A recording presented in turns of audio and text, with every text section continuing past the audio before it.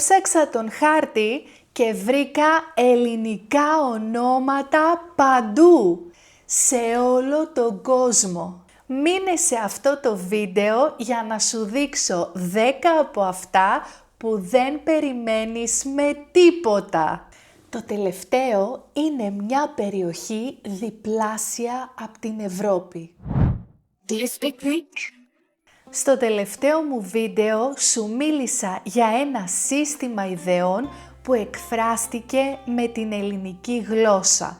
Ταξίδεψε σε όλο τον κόσμο και χαράχτηκε σε διάφορα μέρη του πλανήτη με ελληνικές επιγραφές. Σε αυτό το βίντεο ο χάρτης μου αποκάλυψε κάτι που δεν περίμενα να βρω. Πόσοι άνθρωποι σε κάθε γωνιά του πλανήτη ένιωσαν την ανάγκη να βαφτίσουν τη γη τους με ελληνικά ονόματα. Γιατί ο ελληνισμός ποτέ δεν κατοικούσε σε μία χώρα, πάντα ήταν μια παγκόσμια ιδέα. Απόδειξη είναι τα εκατοντάδες μέρη σε όλο τον κόσμο που έχουν ελληνικά ονόματα. Ευχαριστούμε τον φίλο που μας έδωσε την ιδέα για αυτό το βίντεο και πάμε να σου δείξω μερικά από αυτά. Είμαι η Αλεξάνδρα και σήμερα θα φτιάξω μια μεγάλη Ελλάδα. Αν σε ρωτήσω πού είναι η Αθήνα, σίγουρα θα μου πεις στην Ελλάδα.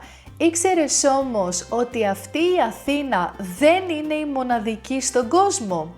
Βρήκα 20 πόλεις με το όνομα Athens μόνο στην Αμερική.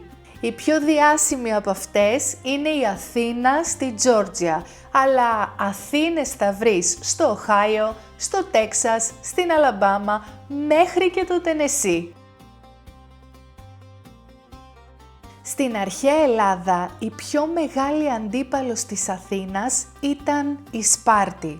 Σίγουρα έχεις ακούσει για τους 300 του Λεωνίδα και τη μάχη στις Θερμοπύλες.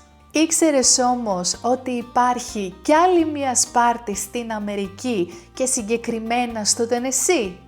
Η ανδρεία και η πειθαρχία των Σπαρτιατών ενέπνευσαν τους κατοίκους αυτής της πόλης να την ονομάσουν έτσι προς τιμήν τους.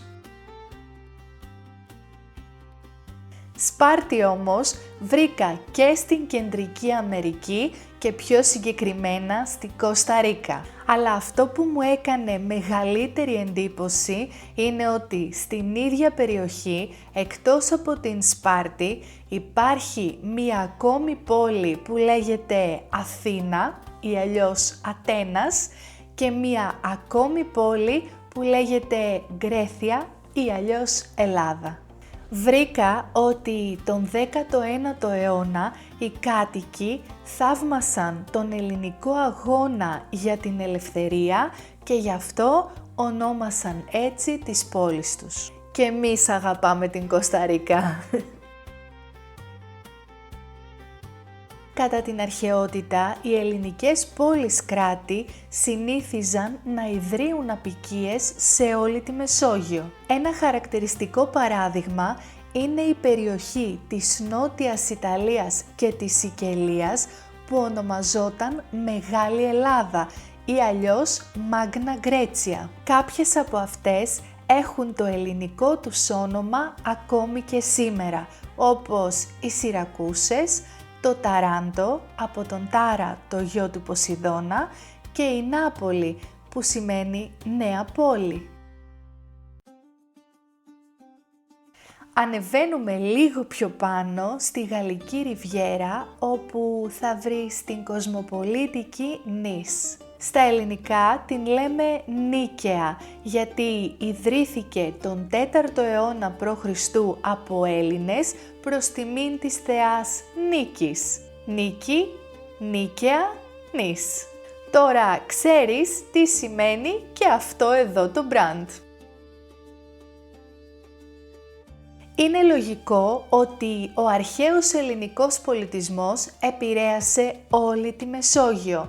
Εννοείται ότι επηρέασε και την Αίγυπτο. Η Αλεξάνδρεια φυσικά που πήρε το όνομά της από τον ιδρυτή της, τον Μέγα Αλέξανδρο. Αλεξάνδριες όμως υπάρχουν δεκάδες σε όλο τον κόσμο και όχι μόνο εκεί που πήγε ο Μέγας Αλέξανδρος, αλλά και σε μέρη που εκείνος δεν περπάτησε ποτέ. Όπως για παράδειγμα στη Βιρτζίνια της Αμερικής, στη Ρουμανία, ακόμη και στη Σκωτία. Οι Αλεξάνδριες του κόσμου είναι η απόδειξη ότι ο ελληνισμός δεν σταμάτησε ποτέ να ταξιδεύει.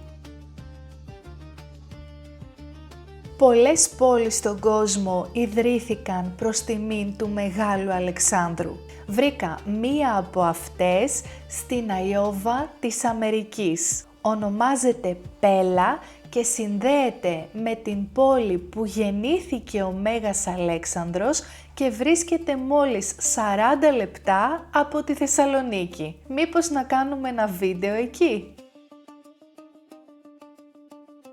Έλα τώρα να σε πάω στην Καλιφόρνια και στην εποχή του Gold Rush. Όταν κάποιος βρήκε για πρώτη φορά χρυσό εκεί, άρχισε να φωνάζει «Eureka» από τη διάσημη φράση του Αρχιμίδη «Έβρικα», που σημαίνει «το βρήκα», και έτσι ονομάστηκε και η πόλη.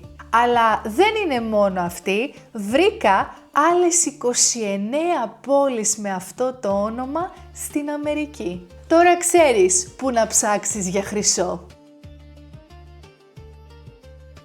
Πόλεις με ελληνικά ονόματα υπάρχουν πολλές.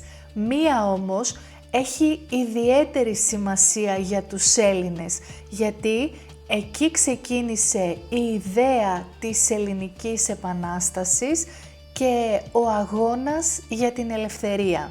Μιλάω για την Οδυσσό στην Ουκρανία, που ονομάστηκε έτσι από την Μεγάλη Εκατερίνη επειδή αγαπούσε τον ελληνικό πολιτισμό. Αν ψάξεις όμως τον χάρτη, θα βρεις κι άλλες 10 περίπου πόλεις με το ίδιο όνομα. Ποιος δεν γνωρίζει τα διάσημα Greek Islands? Και αν μιλάς έστω και λίγο ελληνικά, είμαι σίγουρη ότι η λέξη νησί είναι από τις πρώτες λέξεις που έμαθες. Τώρα θα σε πάω σε μια τεράστια περιοχή με 27.000 νησιά που πήρε το όνομά της από αυτή τη λέξη. Πολυνίζια, Πολυνησία, πολλά νησιά. Ινδονίζια, Ινδονησία, Ινδικά νησιά. Μελανίζια, Μελανησία, μαύρα νησιά. Θα βάλω μέσα και τις Φιλιππίνες που το όνομά της προέρχεται από το όνομα Φίλιππος, τον πατέρα του Μεγάλου Αλεξάνδρου, και σημαίνει αυτός που αγαπάει τα άλογα. Τότε η συνολική έκταση μαζί με τις θάλασσες πιάνει μια περιοχή που είναι 2 φορές ολόκληρη η Ευρώπη. Εσύ ξέρεις καμιά άλλη πόλη με ελληνικό όνομα? Γράψε μου στα σχόλια. Και εδώ που τα λέμε, και η λέξη Ευρώπη ελληνική είναι. Το να ονομάζεις μία πόλη Αθήνα ή Σπάρτη δεν είναι απλή ονοματοδοσία. Ο κόσμος δεν χρειάζεται απλά ένα όνομα.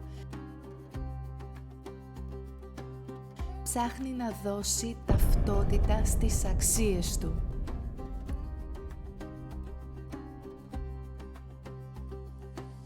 Είναι μια δήλωση.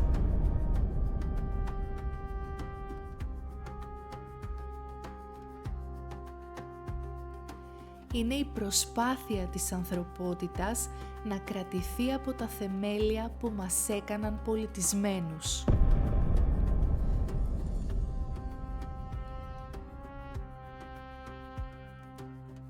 Τα ελληνικά είναι ο τρόπος που ο κόσμος επιλέγει να εκφράσει τις ελπίδες του.